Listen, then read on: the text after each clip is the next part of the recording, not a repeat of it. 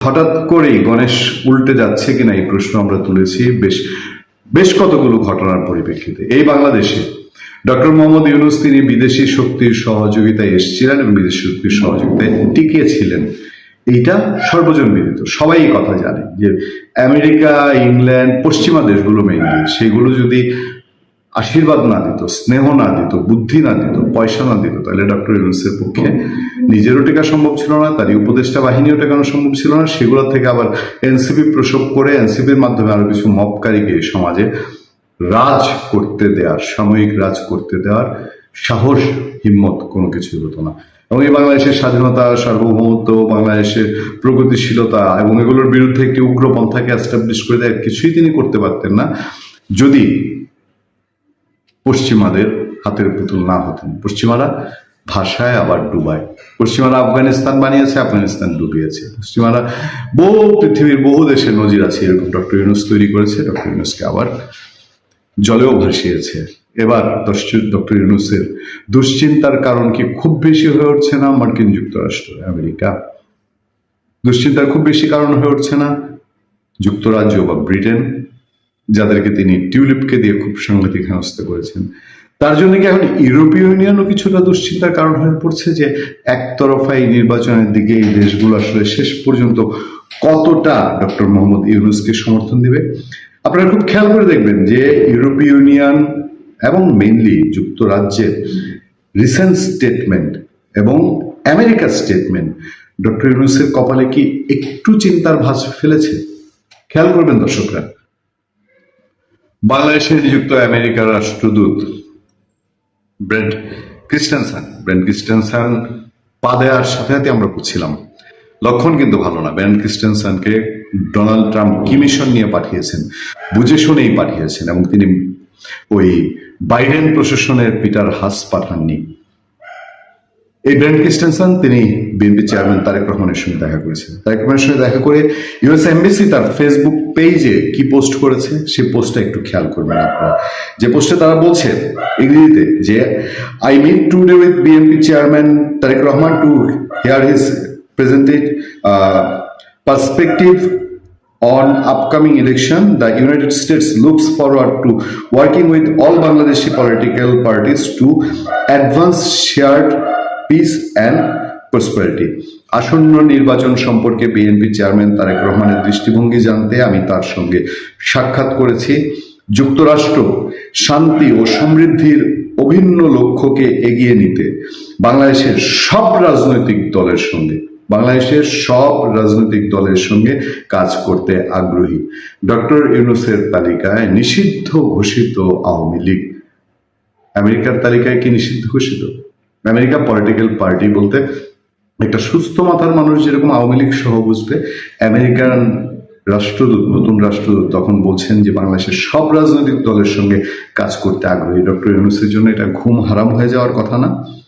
এরপর আসেন ইউরোপীয় ইউনিয়নও স্টেটমেন্ট দিচ্ছে, এবং ইউরোপীয় ইউনিয়নও কিন্তু বাংলাদেশে গ্রহণযোগ্য, শান্তিপূর্ণ, একদম তাদের ফেসবুক পেজেই বলছে যে the you meet with BNP chairman Tarique Rahman yesterday, Ambassador Miller and all 7 representatives, European heads of mission in passes a message of support of smooth election and the strengthening of EU-Bangladesh relations. মানে smooth election বলতে তারা একটা খুব ভালো নির্বাচন চায়। সেই ভালো নির্বাচনের সংজ্ঞা কি আমি আপনি বুঝি, ডক্টর ইউনূস সাহেব বুঝেন না? নিশ্চয়ই বুঝেন। এবং এই ইউরোপীয় ইউনিয়নের বক্তব্য, ইউরোপীয় ইউনিয়ন এই সরকারকে সবচেয়ে বেশি হেল্প করে আসছিল তাদের নির্বাচনের ব্যাপারে। সেই ইউরোপীয় ইউনিয়ন বলছে স্মুথ ইলেকশন চায়, আমেরিকা বলছে সব দলের সঙ্গে কাজ করতে চায়। আর এবার ব্রিটিশ রাষ্ট্রদূত সারাহ কুক, তার কথা না হয় আমি আপনাদেরকে নাই বললাম। সারাহ কুক তারেক রহমানের সঙ্গে দেখা করে তিনি আর ফেসবুকে পোস্ট দেননি, তিনি সেই করে রাত্রেবেলা উড়াল দিয়েছেন দিল্লির দিকে। এবং সেই দিল্লিতে তিনি কি করছেন আমি দিল্লির সাংবাদিকদের মাধ্যমে আপনাদেরকে জানানোর চেষ্টা করব। দিল্লিতে তার গতিবিধি সম্পর্কে তিনি কোথায় কোথায় যান প্রশ্ন তুলেছে জুলকারনাইন শাহের সাংবাদিক, প্রবাসী সাংবাদিক, অনুসন্ধানী সাংবাদিক। তিনি জানতে চান যে দিল্লিতে ইলেকশনের অল্প কয়েকদিন আগে কেন সারা কুক গেছেন ওখানে কি কাজটা? হ্যাঁ, অবশ্যই নিশ্চয়ই কোনো না কোনো বিশেষ মিশন নিয়ে সারা কুক দিল্লিতে গেছেন। দিল্লিতে কে থাকেন? বাংলাদেশ নিয়ে আমরা কেন চিন্তা করবো? দিল্লিতে থাকেন আওয়ামী লীগের সভাপতি শেখ হাসিনা, যিনি আগামী 23 তারিখ দিল্লিতে প্রথমবারের মতো ওপেন, যদিও ভার্চুয়ালি, কিন্তু প্রেস কনফারেন্সে অংশগ্রহণ করবেন। এইসব তথ্য ডক্টর ইউনূসের নলেজে আছে কি নাই খুব স্পষ্টভাবে থাকার কথা না? এবং এইসব তথ্য আসার পরে মুখে যতই তিনি সাবলীল ভঙ্গি নিয়ে রাখেন, কিন্তু প্র্যাকটিক্যালি কি উনি আসলে খুব নিশ্চিন্ত? তাদের চোখে মুখে উপদেষ্টাদের কথাবার্তায় দেখতে পাচ্ছেন না যে ঘুম হারাম হয়ে গেছে? তাদের পেয়ারের গণভোটের হেরে যেতে পারে, হেরে যেতে বসেছে, এই জন্য একদম উঠে পড়ে লেগেছে।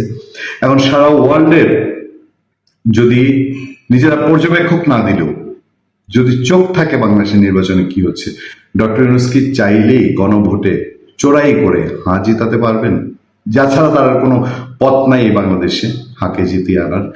ফলে আমরা বলছি যে এই 3 দেশের ছোটাছুটিতে ডক্টর ইউনূস কি একটু টেনশনে পড়ে গেছেন? সম্মানিত দর্শক, ডোনাল্ড ট্রাম্পের যন্ত্রণায় সারা দুনিয়া অতিষ্ঠ। আমরা ইতিহাসে যারা পাগলা রাজাদের গল্প শুনেছি কিংবা নাটক সিনেমা দেখেছি, এই পৃথিবীতে আমেরিকাকে কেন্দ্র করে এই মুহূর্তে যা কিছু হচ্ছে এবং ডোনাল্ড ট্রাম্প নিজে যে সকল কর্মকাণ্ড করছেন, ইতিহাসের গল্প উপন্যাসের সিনেমার যে পাগলা রাজা, সেই পাগলা রাজাদের সকল কাহিনীকে তিনি হার মানিয়েছেন। তিনি বিশ্বকে তোলপাড় করার জন্য, তছনছ করার জন্য যে সকল কর্মকাণ্ড করছেন, তার সঙ্গে সাম্প্রতিক সময়ে যে বিষয়টি যুক্ত হয়েছে সেটা হলো তিনি যে আন্তর্জাতিক নোবেল পুরস্কার কমিটি, তাদের প্রতি ভীষণ খেপেছেন এবং যে দেশটি নোবেল পুরস্কার দেয় সেটা হলো নরওয়ে। এখানে একটা বিষয় আছে, মানে মূল ব্যাপার হলো যে নোবেল পুরস্কারটি দেয় একটা শক্তিশালী কমিটি। তো টাকা হলো সুইডেনের, মানে আপনারা জানেন যে আলফ্রেড নোবেল তিনি সুইডেনের অধিবাসী ছিলেন, সুইডিশ বিজ্ঞানী ছিলেন। কিন্তু সুইডেন এখানে কোনো গুরুত্বপূর্ণ ভূমিকা পালন করে না। সুইডেন এই দায়িত্বটা দিয়েছে আরেকটি স্ক্যান্ডিনেভিয়ান কান্ট্রি নরওয়েকে, নরওয়ের যে পার্লামেন্ট। আবার নরওয়ের যে পার্লামেন্ট এই সিদ্ধান্তটি তারা অপারেট করে, মানে ফাইন্যান্সিয়াল বিষয়গুলো তারা অপারেট করে, কিন্তু সিদ্ধান্ত নেয় একটা অতি উচ্চ অটোনোমাস নোবেল কমিটি। তো সেখানে আসলে সুইডেনের কিছু করার থাকে না, বা নরওয়ের যে পার্লামেন্ট তাদেরও কিছু করার থাকে না, অনেক সময় নোবেল কমিটিরও করার থাকে না, যদি এখানে একটা কোনো কনস্পিরেসি না থাকে। তো যা হয়, নোবেল পুরস্কার অত্যন্ত গুরুত্বপূর্ণ একটি পুরস্কার এবং এই পুরস্কারের যে সকল শাখা রয়েছে সব জায়গাতেই মোটামুটি নিরপেক্ষতা মানে রয়েছে, সম্মান রয়েছে, মর্যাদা রয়েছে। কিন্তু সাম্প্রতিক সময় বিশেষ করে 80-র দশক থেকে যারা নোবেল শান্তি পুরস্কার পেয়েছেন, বলা হয়ে থাকে এগুলো সবই ইউরোপ এবং আমেরিকার যে রাজনীতি, সেই রাজনীতির বিবেচনায় দেয়া হয়। এর সঙ্গে মার্কিন ডিপ স্টেট থাকে, এর সঙ্গে মার্কিন যাকে বলা হয় বিভিন্ন দাতা সংস্থা, কর্পোরেট ওয়ার্ল্ড তারা থাকে, ইউরোপীয় ইউনিয়ন থাকে, স্ক্যান্ডিনেভিয়ান কান্ট্রিগুলোর একটা যাকে বলা হয় সম্মিলিত সিদ্ধান্ত থাকে এই নোবেল শান্তি পুরস্কার দেওয়ার ক্ষেত্রে। বিশেষ করে যখন ইয়াসির আরাফাতের সঙ্গে আইজাক রাবিনকে দেওয়া হলো, নেলসন ম্যান্ডেলার সঙ্গে যখন দেশমন টুটুকে দেওয়া হলো, ইউসুফ মালালা জাইকে দেওয়া হলো, মানে এই জিনিসগুলো নিয়ে, এবং এইবার ভেনেজুয়েলার মাসাদোকে দেওয়া হলো এবং আমাদের দেশে ডক্টর মোহাম্মদ ইউনূসকে দেওয়া হলো, এই বিষয়গুলো নিয়ে কিন্তু বহু বিতর্ক আছে, বহু কথাবার্তা আছে যে এইগুলো পশ্চিমা সাম্রাজ্যবাদী শক্তির একটি ক্রিয়ানক তারা। ভালো কথা। তো তাই যদি হয় তাহলে আমেরিকার প্রেসিডেন্টরা তো অহরহ সবাই নোবেল পুরস্কার পেয়েছেন, অনেকে পেয়েছেন। তো ডোনাল্ড ট্রাম্প আশা করেছিলেন তিনি এই নোবেল পুরস্কার পাবেন এবং আমাদের বাংলাদেশে একটা সময় শেখ হাসিনাকে মনে করা হতো তিনি নোবেল পুরস্কারের জন্য খুবই উদগ্রীব, কিন্তু তিনি নিজের মুখ থেকে ওইভাবে নোবেল পাওয়ার ব্যাপারে কখনো নেতিবাচক কথা বলেননি। তার যারা লোকজন রয়েছেন তারা আশা করতেন, আমরাও জানতাম তিনি নোবেল পুরস্কার আশা করেন, কিন্তু খেদোক্তি করে বলেছেন যেটা আমার দরকার নেই, আমি কি নোবেলের জন্য মুখ আপেক্ষে কিনা বা আমি বসে আছি কিনা, আমি এমনি কাজ করি, বঙ্গবন্ধু কন্যা আমার, যাকে বলা হয় কাজের মধ্যে আমার পুরস্কার। তো এই ধরনের কথাবার্তা বলতেন, কিন্তু সবাই বলতেন যে না না, মনে মনে তিনি নোবেল পুরস্কার আশা করেন। আর ডক্টর মোহাম্মদ ইউনূসকে তিনি যে পছন্দ করতেন না, অপছন্দ করতেন, তাকে প্রতিদ্বন্দ্বী মনে করতেন, এর দুটো কারণ ছিল। প্রথম কারণ হলো যে তিনি নোবেল পুরস্কার পেয়েছেন এবং যে জেনুইনলি নোবেল পুরস্কার পাননি, তিনি নোবেল পুরস্কার পেয়েছেন পশ্চিমাদের মদদে। কাজেই ভবিষ্যতে শেখ হাসিনার জন্য তিনি একটি বিপদের কারণ হবে এবং পশ্চিমা শক্তি তাকে, শেখ হাসিনাকে রিপ্লেস করার ক্ষেত্রে ক্রিয়ানক হিসেবে ব্যবহার করবে, এই আতঙ্ক তাকে তাড়া করত। এবং অবাক করার ব্যাপার হলো যে সেই ঘটনাটাই ঘটেছে। অথচ 2009-10 সনে যখন ইউনূস এবং শেখ হাসিনার মধ্যে বিরোধ শুরু হয়, তখন এই ধরনের কোনো জিনিসই ছিল না। হয়তো আমেরিকাটা প্ল্যান থাকতে পারে, ডক্টর মোহাম্মদ ইউনূসের কোনো চিন্তা হতে পারে যে তিনি যদি রাষ্ট্র পরিচালনা করতে পারতেন ভালো হতো, কিন্তু মূল ব্যাপার হলো যে শুধু এগুলো চিন্তা জগতে ছিল, বাস্তবে কোনো ঘটনা কিন্তু ঘটেনি। 11 সময় ডক্টর মোহাম্মদ ইউনূসকে প্রধান উপদেষ্টা বানানোর চেষ্টা হয়েছিল, তিনি রাজি হননি। এটাই সত্য ঘটনা। তো যাই হোক, কিন্তু ওই যে একটা জিনিস আছে যে তোমারে বুঝিবে যে গোকুলের বাড়ি শেষে, এবং যে মানে ক্ষতিগ্রস্ত হবে তার মনে কিন্তু বিপদের আশঙ্কা দেখা দেয়।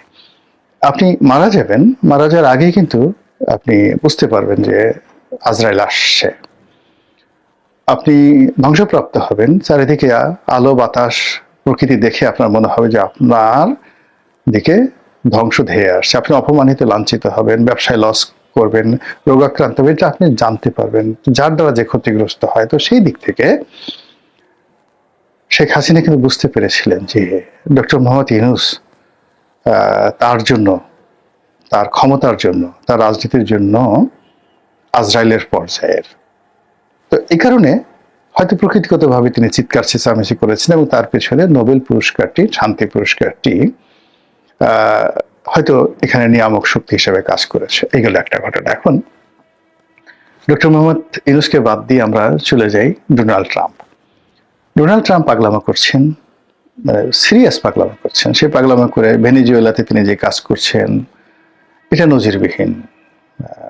নরিয়াগার ক্ষেত্রে যেটা করা হয়েছিল রোনাল্ড রিগানের আমলে, বা রোনাল্ড রিগান যেভাবে যাকে বলা হয় লিবি আক্রমণ করেছিলেন, কিংবা জর্জ বুশের জমানাতে, প্রথম বুশের জমানাতে, দ্বিতীয় বুশের জমানাতে যে যুদ্ধগুলো হয়েছে, সেইগুলোর সবকিছু বাদ দিয়ে ভেনেজুয়েলার যে ঘটনাটা, এটি এখন সারা বিশ্বকে আতঙ্কগ্রস্ত করে তুলেছে। এরপর তিনি এখন ডেনমার্কের যে স্বায়ত্তশাসিত অঞ্চল গ্রিনল্যান্ড, এটাকে কিনে নিতে চাচ্ছেন। এটা নিয়ে ইউরোপের সঙ্গে তার শত্রুতা চরমে, এবং আমেরিকার সারা জীবনের ইতিহাসে ইউরোপের সঙ্গে তাদের যে বন্ধুত্ব, সেই বন্ধুত্বটা পায়ে মারিয়ে তিনি এখন ইউরোপের উপর শুল্ক আরোপ করতে চাচ্ছেন, এমনকি যুদ্ধ করতে চাচ্ছেন। এসব পাগলামির বাইরে তিনি যাকে তাকে বন্ধু বানাচ্ছেন, যাকে তাকে শত্রু বানিয়ে ফেলছেন মুহূর্তের মধ্যে। হঠাৎ করে তার সঙ্গে খাতির হয়ে গেল ইলন মাস্কের, তাকে নির্বাচনের প্রধান নিয়ামক মনে করলেন, তাকে মন্ত্রীর চেয়ে বড় ক্ষমতাধর করলেন, আবার সেই ইলন মাস্ককে দূর দূর করে তাড়িয়ে দিলেন। তার বন্ধু নরেন্দ্র মোদীর প্রশংসায় তিনি পঞ্চমুখ, এখন নরেন্দ্র মোদীর টুটি তিনি চেপে ধরছেন।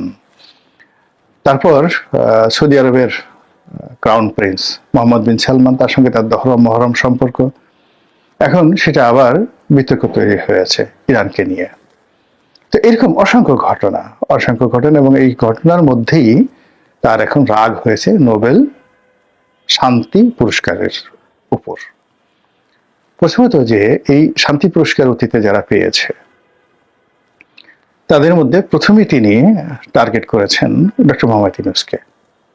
ডক্টর মোহাম্মদ ইউনূস নোবেল শান্তি পুরস্কার পেয়েছে, এই জন্য তার ভীষণ রকম মেজাজ গরম। তিনি ক্ষমতায় এসেই ডক্টর মোহাম্মদ ইউনূসের খোঁজ খবর নিয়েছেন, এবং এখন পর্যন্ত মার্কিন যুক্তরাষ্ট্রের সঙ্গে ডক্টর মোহাম্মদ ইউনূসের হাজারো সুসম্পর্ক, মানে রাষ্ট্রীয় লেভেলে, সিভিল সোসাইটি লেভেলে, সেই সম্পর্কগুলো তিনি কাজে লাগাতে পারছেন না কেবলমাত্র ডোনাল্ড ট্রাম্পের কারণে। আর ডোনাল্ড ট্রাম্প মনে করছেন যে ডক্টর মোহাম্মদ ইউনূস যে নোবেল পুরস্কার পেয়েছে এটা ভালো হয়নি। তো এক্ষেত্রে যদি তিনি নোবেল শান্তি পুরস্কার পেতেন, হয়তো ডক্টর মোহাম্মদ ইউনূসের প্রাণ, সম্মান, মর্যাদা রক্ষা পেত। কিন্তু এখন সরাসরি ডোনাল্ড ট্রাম্পের টার্গেটের মধ্যে পড়ে গেছেন ডক্টর ইউনূস। শুধু তাই নয়, তিনি যে ভেনেজুয়েলার মাসাদো এই বছর যিনি নোবেলের শান্তি পুরস্কার পেলেন, তার ব্যাপারে তার অনেক রাগ। মাচাদো সেই তার নোবেল পুরস্কার ডোনাল্ড ট্রাম্পের উৎসর্গ করেছেন, সেই পুরস্কারের যে সার্টিফিকেট তার হাতে তুলে দিয়েছেন, কিন্তু তাতেও তার রাগ কমেনি। তিনি ভেনেজুয়েলাতে যে অপারেশন চালিয়েছেন, সেই অপারেশনের পরে সবাই আশা করেছিল যে মাসাদোকে তিনি ক্ষমতায় বসাবেন। তিনি সরাসরি বলে ফেললেন যে মাসাদো ওখানে পারবে না, মানে সে চালাতে পারবে না, সে জনপ্রিয় নয়। তো এই যে মাসাদোর প্রতি যে তার যে বিরাগ, এর কারণ হলো তাকে বাদ দিয়ে কেন মাসাদোকে নোবেল শান্তি পুরস্কার দেওয়া হলো। এরপর তিনি সম্প্রতি যে পাগলামোটা করেছেন, সেই পাগলামো হলো নরওয়ের যে প্রধানমন্ত্রী তাকে চিঠি লিখেছেন যে তোমরা আমাকে নোবেল শান্তি পুরস্কার দাওনি, 8টি যুদ্ধ আমি বন্ধ করেছি এই অল্প সময়ের মধ্যে, নজিরবিহীন। তারপরও তোমাদের দৃষ্টিতে মনে হয় না যে আমি নোবেল শান্তি পুরস্কার প্রাপ্তির জন্য উপযুক্ত। আমি শান্তির জন্য কোনো কাজ করেছি, ভালো কথা। আমি আর এখন এই বিশ্বের কোনো শান্তি নিয়ে কোনো চিন্তা ভাবনা করব না। আমি এখন আমেরিকাকে নিয়ে চিন্তা করব। এই কথা বলে তিনি একেবারে কোনো রকম না, একেবারে ডাইরেক্ট চিঠি লিখে বসেছেন। ওদিকে নরওয়ের পার্লামেন্টের পক্ষ থেকে বা প্রধানমন্ত্রীর পক্ষ থেকে যে বিবৃতি দেওয়া হয়েছে, তাও মানে রীতিমতো তারা সারপ্রাইজ হয়ে গেছে। এও কি সম্ভব? এইভাবে কেউ কি কখনো লিখে, তাও আবার আমেরিকার প্রেসিডেন্ট? মানে একটা বেজ্জতি কারবার। কিন্তু এটাই যে বেজ্জতি কারবার তিনি করলেন মিস্টার ডোনাল্ড ট্রাম্প, এখন এটা নিয়ে আমরা যারা তৃতীয় বিশ্বের যারা লোকজন রয়েছে, আমরা কিন্তু ভীষণ রকম চিন্তিত। দুটো কারণে চিন্তিত। প্রথম চিন্তিত হলো যে শেখ হাসিনার মধ্যে একটা আফসোস ছিল যে তিনি নোবেল পুরস্কার পাননি। যদিও তিনি ডোনাল্ড ট্রাম্পের মতো চিঠি লেখেননি, কিন্তু তাকে নোবেল পুরস্কার দেওয়া হোক এরকম হাজার হাজার চিঠি বাংলাদেশ থেকে, বিশ্বের বিভিন্ন দেশ থেকে নোবেল কমিটির কাছে পাঠানো হয়েছিল, এটা আমি জানি। তো এই যে শেখ হাসিনার যে হতাশা, আফসোস, এই আফসোসের সঙ্গে যদি ডোনাল্ড ট্রাম্পের আফসোস মিলে যায় যে আসুন আমরা তো দুই বন্ধু বা ভাই বোন, আমরা উভয়ই একই পথের প্রতীক, আমরা এই বিশ্বে নতুন করে শান্তি স্থাপন করি, আমরা যারা যারা নোবেল পুরস্কার পেয়েছে তাদেরকে একটু 12টা বাজায় দেই, আপনার ইউনুস আর মানে আমার সেই ক্ষুদ্র ঋণের সেই গাই, আসেন আমরা দুজনে মিলে মোটামুটি নোবেল শান্তি পুরস্কারের দফা রফা করি। বুঝতে পারেন কি হতে পারে বাংলাদেশে? সর্বনাশ ঘটে যাবে। 2 নম্বর হলো যে শেখ হাসিনার সঙ্গে ডোনাল্ড ট্রাম্পের ধরেন খাতির হলো না বা হলো, এটা নিয়ে আমি আর একটা ভিডিও করবো। যে আপনি ইদানিংকালে কিন্তু দেখা যাচ্ছে যে এই যে এটা বললাম, এটা আপনার কাছে স্যাটায়ার মনে হতে পারে, কিন্তু পাগলের কোনো জাতপাত নাই। পাগলেকে ওই বলে না যে পাগলকে ওই সাঁকো নাড়া দিতে বইল না, অথবা মানে পাগল তিতা মিঠা বুঝে না, পাগলারে জিলাপি দিও না। এখন এই যে বাংলাদেশে একজন নোবেল শান্তি পুরস্কার পাওয়া লোক রাষ্ট্র ক্ষমতা আছে, এটা ডোনাল্ড ট্রাম্পকে যে কি পরিমাণ বিক্ষুব্ধ করছে, এটা বোঝার জন্য খুব বেশি আপনার জ্ঞানের দরকার নাই। তার সেই বিক্ষোভ তিনি নোবেল কমিটিকে, নরওয়েজিয়ান পার্লামেন্টকে, তারপরে নরওয়ের প্রধানমন্ত্রীকে যেভাবে বিব্রত করছেন এবং বিশ্ব শান্তি নিয়ে যে ধরনের কথাবার্তা বলছেন, সেক্ষেত্রে যারা যারা এই পুরস্কার পেয়েছেন তাদের মধ্যে মানে সবাইকে তিনি টার্গেট করবেন। এবং ডক্টর মোহাম্মদ ইউনূসকে যদি তিনি ব্যক্তিগতভাবে টার্গেট করেন, তাহলে আমাদের কিন্তু সর্বনাশ ঘটে যাবে, বাংলাদেশের সর্বনাশ ঘটে যাবে। ডক্টর মোহাম্মদ ইউনূসের সঙ্গে যারা আছেন তাদেরও বিপদে পড়বেন। এবং ইতিমধ্যে ডোনাল্ড ট্রাম্প বাংলাদেশের ব্যাপারে যে সকল সিদ্ধান্ত নিয়েছেন, বিশেষ করে এই যে যারা বাংলাদেশ থেকে আমেরিকাতে যেতে চান তাদেরকে সেই ভিসা বন্ড জমা দিতে হবে 15,000 না $17,000, মানে প্রায় 20 লাখ টাকা। 2 নম্বরে যে 75টি দেশকে তিনি নিষিদ্ধ করেছেন যে যাদের দেশ থেকে তিনি আর ইমিগ্রেন্ট নেবেন না, তার মধ্যে বাংলাদেশ প্রধানতম গেল। এর বাইরে আওয়ামী লীগকে রাজনীতিতে পুনর্বাসন করার জন্য, শেখ হাসিনাকে ফেরত আনার জন্য তিনি যে তৎপরতা চালাচ্ছেন এবং বাংলাদেশে যে মানুষটিকে তিনি রাষ্ট্রদূত নিয়োগ দিয়েছেন, এতে করে যারা পররাষ্ট্রনীতি বুঝেন তারা বুঝতে পারছেন যে নোবেল শান্তির প্রতি মিস্টার ডোনাল্ড ট্রাম্পের কি পরিমাণ রাগ রয়েছে, ক্রোধ রয়েছে। এবং তিনি এখন নিজে শান্তি পুরস্কার না পেয়ে এই শান্তি পুরস্কারটিকে অশান্তির পরিপূরক মনে করছেন। তার দৃষ্টিতে যারা অশান্তির সৃষ্টি করতে পারে, যারা পৃথিবীতে মানে যাকে বলা হয় শান্তির বিরুদ্ধে কাজ করতে পারে, যুদ্ধ বাধায়, দাঙ্গা বাধায়, ফ্যাসাদ বাধায়, সভ্যতা নষ্ট করে, এই নোবেল কমিটি কেবল তাদেরকে শান্তি পুরস্কার দেয়। আর যারা তার মতো মানুষ, যারা যুদ্ধ থামায় এবং পৃথিবীতে শান্তি প্রতিষ্ঠা করে, তাদেরকে নোবেল কমিটি চোখে দেখে না। কাজে এই নোবেল কমিটির চোখ উপরে ফেলতে হবে। তো এই পাগলামোটা যদি আমেরিকার মতো রাষ্ট্র ক্ষমতায় বসে, তারপর যার হাতে পারমাণবিক সুইচ রয়েছে এবং যে কোনো মানে কোনো রকম উপলক্ষ ছাড়া তিনি যে কোনো দেশ অপারেশন পরিচালনা করতে পারেন, যে কোনো দেশের নোবেল লরেটকে ধরে নিয়ে যেতে পারেন, প্রধানমন্ত্রীকে ধরে নিয়ে যেতে পারেন, রাষ্ট্রপতিকে ধরে নিয়ে যেতে পারেন, ভেনেজুয়েলার প্রেসিডেন্টকে যিনি ধরে নিয়ে যেতে পারেন স্ত্রী সহ, তার কাছে তো মানে কি বলবো, লেদু গেদু ধলা এগুলো কোনো ব্যাপারই না। বুঝছেন তো, একটা ঝামেলা হয়ে গেল না? এখন এই যে পাগলা রাজা, এই পাগলা রাজার কবল থেকে পৃথিবী রক্ষা পাক, আমরা রক্ষা পাই, আমাদের ইউনূস ভাই রক্ষা পান, এই দোয়া করছি। আসসালামু আলাইকুম রহমতুল্লাহি ওয়া বারাকাতুহু।